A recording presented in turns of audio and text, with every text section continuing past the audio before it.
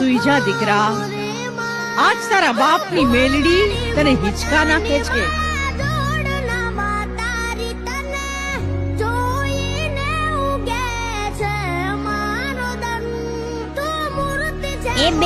એ બેના ક્યાં છો તું? મને કોણ હિંચકા નાખે છે? એ બેન, મારા રમકડા ક્યાં?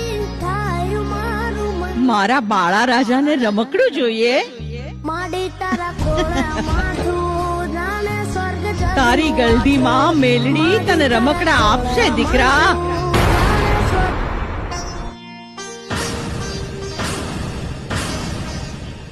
આજ દીકરીની અરજ સુણી માં મેલડી રમકડું બની ગઈ.